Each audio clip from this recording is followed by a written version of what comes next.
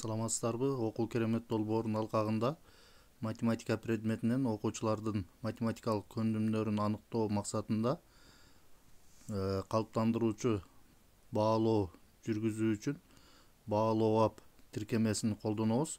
Баалоо ап тиркемесин колдонуу үчүн баалоо ап тиркемесин ишке киргизебиз. Баалоо ап тиркемесин ишке киргизгенде башкы бети төмөнкүдөй болуп жүктөлөт. Жүктөлгөнгө чейин бир аз күтөбүз.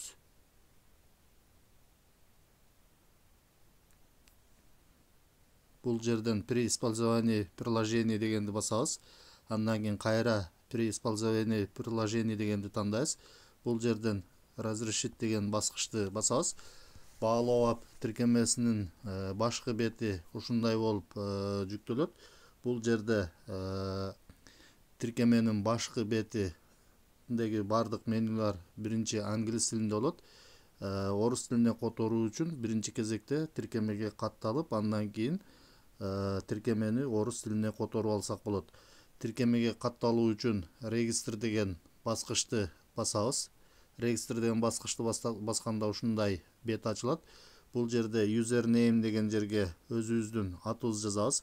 Паспорт деген жерге пароль ойлоп жазабыз. Confirm паспорт деген жерге кайра ошол жазган паролубузду кайталап жазабыз. Андан кийин бул жерге акыркы жолчого туулган жылыбызды жазып, андан кийин submit деген баскычты басып, биз тиркемеге катталабыз. Тиркемеге катталгандан кийин колдонуучу тууралуу маалыматтарды сурайт. Бул жерге өзүбүз тууралуу маалыматтарды жазабыз.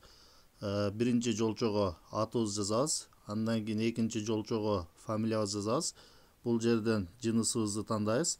Номер телефона деген жерге өзүбүздүн телефон номерибизди жазып, экранды бир аз төмөн жакка сүрсөк, бул жерде локация бар. Бул жерден областты тандайбыз, региондон районду тандайбыз. Бул жерден мектепти тандап, андан кийин эң төмөн жактагы submit деген баскычты басабыз. Өзүбүз тууралуу бардык маалыматтарды толтургандан кийин ушундай бет ачылат. Бул жерден биз тиркемени орусчага которуп алышыбыз керек. Орусчага которуу үчүн оң тарапта өйдө жактагы 3 чекитти басабыз. 3 чекитти басканыбызда негизги меню ачылат. Бул жерден settings, башкача айтканда настройки дегенди тандайбыз. Настройки дегенди тандаганда бул жерден тил чыгат. Тилдерди тандоо үчүн ушул жолчону басабыз. Басканыбызда бир канча тилдерди сунуштайт. Бул жерден русский Russian дегенди тандайбыз. Андан кийин бул жердеги тик буштукка галочка коюп, submit деген баскычты басабыз. Андан кийин бул жерден OK деген баскычты басып койсок, кайрадан тиркеме жүктөлүп, тиркеменин башкы бетине кайтып барат. Мына биздин тиркемебиздеги менюлардын бардыгы орусча болуп калат. Кайра өзүбүздүн жеке кабинетке кирүү үчүн бул жерден выбирайте ваше имя пользователя деген жерди басып, өзүбүздүн атыбызды тандап, пароль деген жерге паролду жазып, логин деген баскычты басабыз. Тиркемеге киргенден кийин биринчи кезекте классты кошушубуз керек. Классты кошуп алуу үчүн добавить класс деген баскычты басабыз. Добавить класс деген баскычты басканда ушундай бет чыгат. Регистрация класса деп. Учебный год деген жерден окуу жылын тандайбыз. Андан кийин введите ваш ответ на выше упомянутый вопрос сюда деген класс деген жерге классты жазышыбыз керек. Классты жазуу үчүн эгерде бир эле класс боло турган болсо, параллель класстар жок болсо, мисалы биринчи класс, эгерде кыргыз тилинде окуган класс болсо, 1 чекит кыр деп жазабыз. Эгерде орус тилинде окуган класс болсо, 1 чекит рус деп жазабыз. Эгерде параллель класстар бар болсо, А, Б, В деген класстар бар болсо, 1 А чекит кыр деп жазабыз. Кыргыз тилинде окуган класс болсо. Бул жерге азыр классты жазалы. Мисалы 1 чекит кыр деп жазабыз. Мына. Андан кийин төмөн жакка экранды сүрсөк, класстар чыгат. Бул жерден биз тиешелүү классты тандайбыз. Азыр биздин классыбыз биринчи класс кыргыз тилинде окуган класс болгондуктан төмөн жактан математика 1-класс үчүн кыргыз тилинде деген классты тандайбыз. Ушул тик бурчтукка галочка коебуз. Андан кийин төмөн жактан submit деген баскычты басабыз. Бассак биздин класс түзүлөт. Мына бул жерде 1-класс кыргыз тилинде деп түзүлдү. Дагы класс түзө турган болсок, бул жерден добавить класс деген баскычты басып, дагы бир канча класстарды кошсок болот. Класстарды кошуу үчүн жанагындай эле окуу жылын тандайбыз. Андан кийин бул жерге мисалы эгерде 2А класс кыргыз тилинде окуган класс болсо, 2А чекит кыр деп жазабыз. Кыр деп жазабыз. Андан кийин төмөн жактан тиешелүү классты тандайбыз. Математика 2-класс үчүн кыргыз тилинде деген тандап, төмөн жактан submit деген бассак, бул жактан класс түзүлөт. Мына 1-класс кыргыз тилинде, 2А класс кыргыз тилинде. Дагы класс түзө турган болсок, ушундай эле тартипте добавить класс, мисалы окуу жылын тандайбыз. Бул жерге 3-класс кыр деп коелу. Мына 3-класс чекит кыр деп коебуз. Кыр деп жазабыз. Андан кийин тиешелүү классты тандайбыз. Математика 3-класс үчүн кыргыз тилинде деген тандап, төмөн жактан submit деген баскычты басабыз. Ушундай кылып бир канча класстарды кошуп алсак болот. Эми 1-класска окуучуларды кошуу үчүн биринчи кезекте бул жерден классты тандап алабыз. Классты тандагандан кийин бул жерден биз математика 1-класс үчүн кыргыз тилинде дегенди басабыз. Басканда 1-класс ачылат. Бул жерде инструменттер бар. Эгер ушул жерди баса турган болсок, бир канча инструменттер чыгат. Бул жерде биз кайсы чейректе кайсы темалар боюнча өтүлгөн болсо, ошол чейректеги темаларга карата бул жерден инструменттерди тандап алсак болот. Азыр 10го чейинки сандар дегенди тандадык. Андан кийин окуучуларды класска кошуу үчүн добавить ученика деген баскычты басабыз. Басканда окуучу жөнүндө маалыматтарды сурайт. Фио деген жерге окуучунун аты жөнүн жазабыз. Мисалы, окуучунун аты жөнүн жаздык. Пол деген жерден жынысын тандайбыз. Андан кийин возраст деген жерден жашын тандайбыз. Андан кийин submit деген баскычты басабыз. Мына биздин класска окуучу кошулду. Кийинки окуучуларды кошуу үчүн кайра эле добавить ученика деген баскычты басып, улам окуучуларды кошуп алабыз. Бул жерден кийинки окуучу, мисалы, кийинки окуучунун аты жөнүн жазабыз.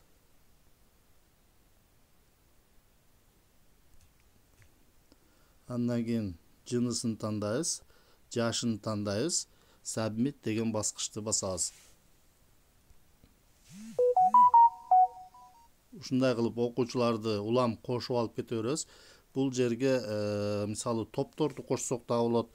Азыр 2-класска топторду кошуп көрөлү. Ал үчүн 2А класс дегенди тандайбыз. Тандагандан кийин бул жерден математика 2-класс үчүн кыргыз тилинде деген текстти басып коебуз. Мына 2-класс ачылды. 2-класска мисалы окуучуларды топ менен кошуу үчүн бул жерден добавить ученика дегенди басабыз дагы. Бул жерге фио деген жерге мисалы 1 топ деп жазып койсок болот. Бул жерге 1 топ деп жаздык. 1 топ деп жазып, бул жерден жынысын тандап коюп, бул жерден жашын тандап коюп туруп, submit деген бассак, бул жерден мына 1 топ.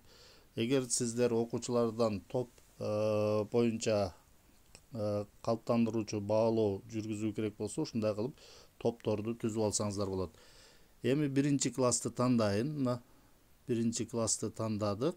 Бул жерде окуучулардын тизмеси турат. Эгерде Асанов Эрмекке тапшырма берүү керек болсо, ошол окуучунун тушундагы тик бурчтукту тандайбыз. Тик бурчтукту тандаганыбызда бул окуучуга тапшырмалар чыгат. Бул жердеги баардык маалыматтарды дыкаттык менен биринчи окуп чыгабыз. Баалоону кантип өткөрүү керек, кандай болуш керек, ушул жердеги маалыматтардын баарын окуп чыгып, төмөн жака түшсөк, окуучулар үчүн бериле турган тапшырмалар чыгат. Бул тапшырмаларды окуучуларга ооз-эки түрүндө окуп берип аткартсак да болот. Биз окуп беребиз, окуучулар жоопторун айтышат. Эгерде туура жооп беришсе, туура деген жоопту белгилейбиз, туура эмес жооп беришсе, туура эмес деген жоопту белгилейбиз. Бул тапшырмаларды баракка чыгарып, окуучуларга иштетип, окуучулардын иштеген иши боюнча жоопторду белгилесек да болот. Мисалы, бул окуучу ушундай жооп берди дейли.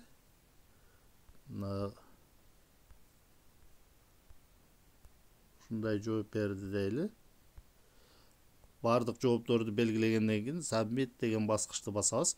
Басканыбызда бул окуучунун тушундагы тик бурчтукка птичка коюлуп калат. Демек, бул окуучудан тапшырма кайтарым калыптандыруучу баалоо алынды деген белги. Экинчи окуучуга тапшырмаларды берүү үчүн ошондой эле окуучунун тушундагы тик бурчтукту басабыз. Тик бурчтукту басканыбызда экинчи окуучуга дагы тапшырма чыгат. Тапшырманы окуучуга иштетип, окуучунун иштеген иши боюнча жоопторду белгилейбиз. Бул окуучу төмөнкүдөй жооп берди дейли. Бардык жоопторду белгилегенден кийин submit деген баскычты басабыз. Эми бул жерден биз окуучулардын жыйынтыгын көрүү үчүн выберите отчет деген баскычты басабыз.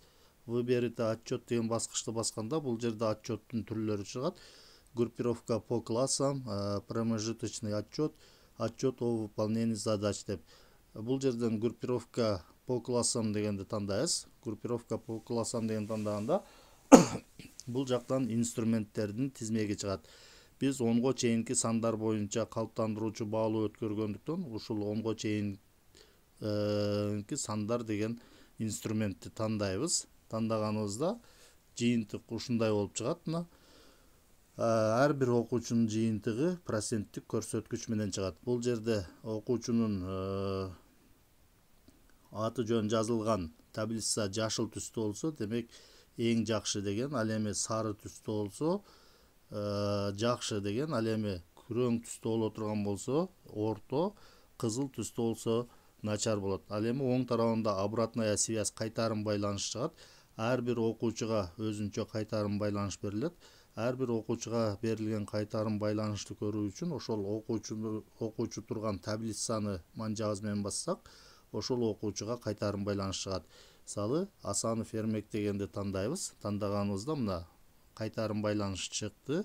Демек 80%дан 100%га чейин жооп бергенде кандай кайтарым байланыш чыгат. Бул жерде окуучу үчүн кайтарым байланыш деген кайтарым байланышты окуучуга окуп беребиз. Окуучу кандай аракеттерди жасаш керек, эмне кылыш керек, окуучуга берилүүчү кайтарым байланыш чыгат. Ошондой эле мугалимге дагы кайтарым байланыш берилет. Мугалим ал окуучунун математикалык көндүмүн андан ары өркүндөтүү үчүн кандай аракеттерди көрүү керек экендиги боюнча мугалимге дагы кайтарым байланыш берилет. Андан кийин назад деген баскычты басып, кийинки окуучуга берилген кайтарым байланышты көрө турган болсок, бул жерден азыр кайра тандап алайын. Мисалы, Үсөнов Адилет дегенди тандасак, мына бул окуучуга берилген кайтарым байланыш. Ушундай кылып окуучунун аты жөнүн бассак, улам кайтарым байланыштар алмашылып чыга берет. Эми бул жерден кайра артка кайтып, эми отчеттун башка түрүн көрөлү. Отчеттун бул жерден выберите отчет дегенди кайра тандайлы. Выберите отчет деген тандап, промежуточный отчет дегенди тандаганыбызда төмөнкүдөй бет ачылат. Бул жерден окуучулардын жыйынтыгын көрүү үчүн ушул жерден select student деген жердеги стрелканы басабыз. Басканыбызда окуучулардын аты жөнү чыгат. Мисалы Асанов Эрмек дегенди тандасак, мына Асанов Эрмек боюнча ар бир инструмент боюнча жыйынтыгы чыгат. Бул жерден ушул окуучу ар бир инструмент боюнча кандай жыйынтыктарга жетишкендигин көрсөк болот. Ал эми кийинки окуучуну тандоо үчүн кайра эле ошол стрелканы басып, Үсөнов Адилет деген окуучуну тандасак, мына бул окуучунун жыйынтыктары чыгат.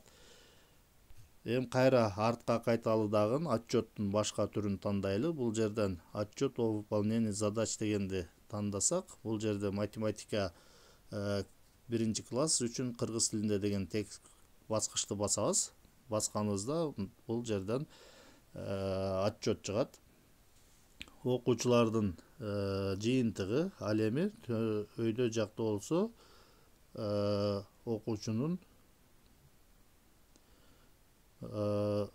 жыйынтыгы көрүнүп турат. Бул жерден кайтарым байланыш чыкпайт. Кайтарым байланышты алуу үчүн ошол биринчиде турган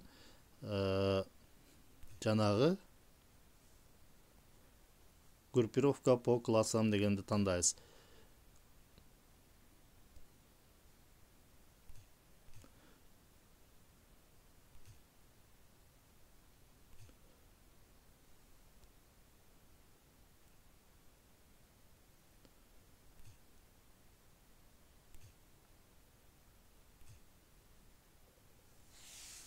Так, бул жерден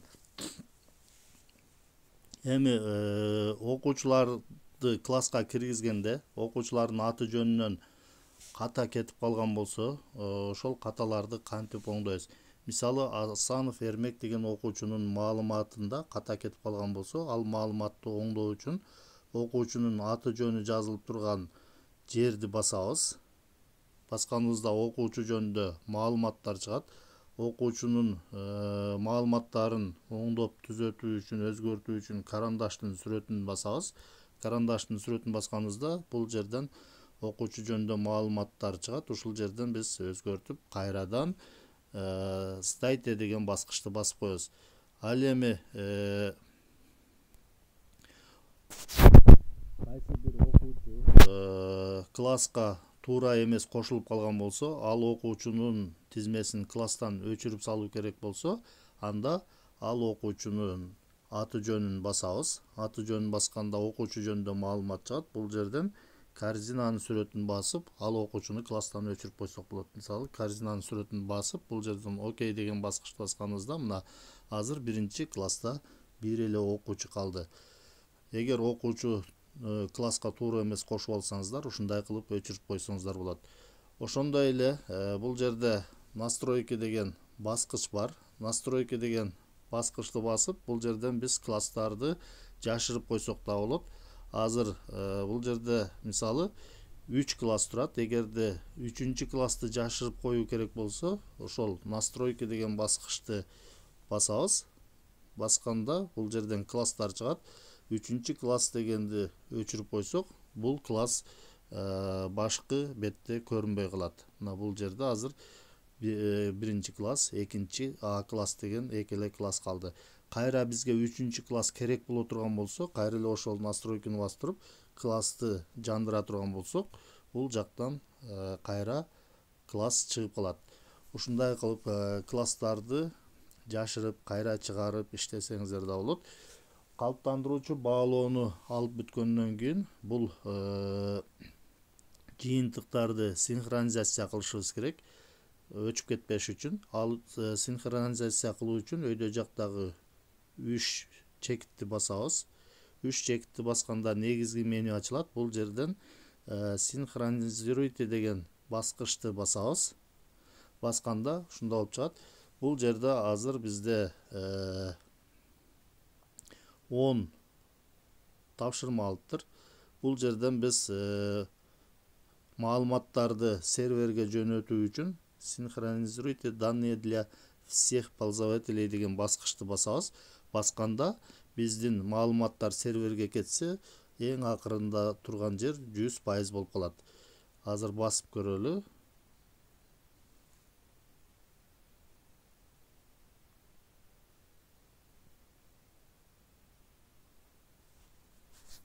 мына басканда окей деген баскычты басабыз. Бул жерде мына биздин маалыматтар серверге кетти. Бул жер 100% болуп калды. Ушундай кылып сиздер ар бир калыптандыруучу баалоону алгандан кийин синхронизация кылып турасыздар. Ошондой эле тиркемеде кандай жаңылануулар болуп жатканын билүү үчүн, башкача айтканда, тиркеме улам жаңыланып турушу мүмкүн. Ошондуктан тиркемени мезгил менен обновить этип турсаңыздар болот. Обновить этүү үчүн кайра эле ошол өйдө жактагы оң тараптагы 3 чекитти басасыздар. Бул жерден проверьте обновление деген баскычты тандайбыз. Андан кийин төмөн жактан окей деген баскычты басабыз. Басканда тиркеме обновление болот. Обновление болгончо бир аз күтөбүз. Тиркемени ушундай кылып мезгил менен жаңыртып туруңуздар. Анткени тиркемеге жаңы функциялар кошулуп калышы мүмкүн. Мына обновление болуп атат. Обновление болгондон кийин ушундай билдирүү чыгат. Есть ваши обновления приняты деп. Андан кийин бул жерден continue деген баскычты басып коебуз. Мына басканда тиркеменин кайра башкы бетине барып калат. Бул жерден биз кайра өзүбүздүн атыбызды тандап, паролубузду жазып, андан кийин логин деген баскычты басып, өзүбүздүн жеке кабинетке кирсек болот.